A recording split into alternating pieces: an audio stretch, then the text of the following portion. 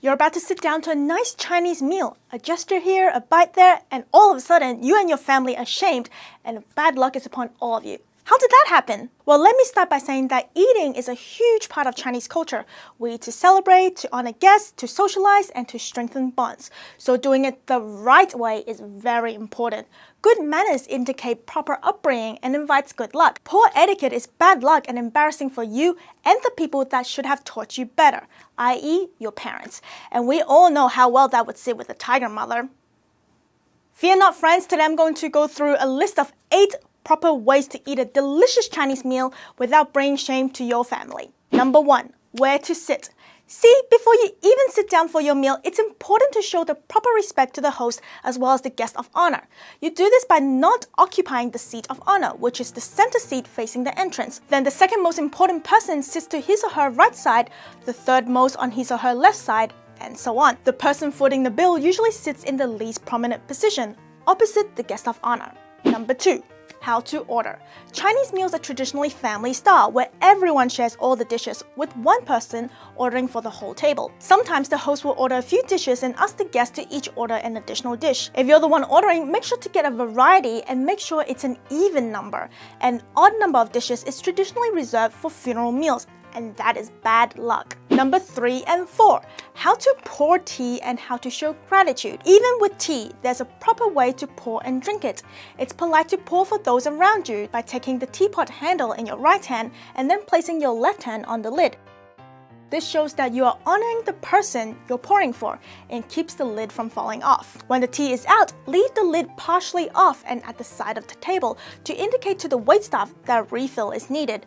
Taking the lid entirely off is, you guessed it, bad luck. And if someone is pouring tea for you, a verbal thank you is necessary. Or if conversation is flowing, a verbal thank you may be disruptive, so you can take your index and middle finger, bend them, and tap them on the table. This is an acceptable show of gratitude that started in ancient times. An emperor was said to have gone undercover with 2 Secret Service-like servants in tow to observe his kingdom and how it was doing. At a restaurant, the emperor pours tea to his aides. Normally, they would kneel down on the ground and bow in gratitude. However, this would blow his covers, so instead, they bow with their fingers on the table, like this. Number 5. Chopsticks handling. As difficult as they are to hold, proper chopsticks handling is a must. So take the time to learn how to use them correctly and avoid unintentional bad behavior. Chopsticks are seen as an extension to your fingers, so never point them directly at anyone. It's considered rude. Also, never leave the chopsticks sticking upright off the dishes, as it looks like incense in food dishes left in honor of the dead. Bad luck. Along those lines is number 6. How to eat your food. Chinese meals are usually served on a lazy Susan to make family-style eating all the more easy. When a dish is served, the senior-most person gets first stab at it, and then it's rotated around the table. It's polite to only take a small portion to make sure everyone gets some. And number 7, how to eat fish. Fish is usually served at Chinese meals, as the term have fish or 有余 sounds the same as 有余, which means surplus. Having a surplus is lucky. 年年有余 is a common phrase used during Chinese New Year to wish someone good fortune and surplus year after year. When a fish is served whole, once one side is eaten, never flip the fish over. This custom started in Chinese fishing communities when the fish symbolizes a boat, so flipping it over indicates flipping the livelihood over. So, how do you get to the other side? Simply use your chopsticks and grab the backbone and lift up. Set it on the side of the dish and voila! More deliciousness to consume. Last but not least, lucky number 8.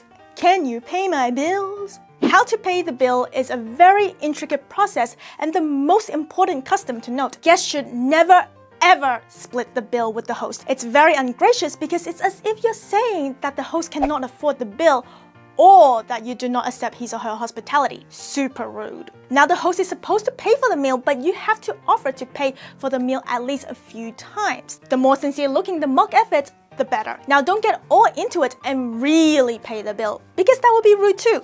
And don't just sit back and accept that he or she is paying, even though that is what is really happening, because that would make it seem like you expect them to pay and that they owe you somehow. So dance the dance and offer to pay, graciously allow the host to pay, then thank them sincerely. So that's our top 8 list on what to do at a Chinese meal to bring honor to your family and good luck for all while filling your belly with scrumptious eats. Win, win, win.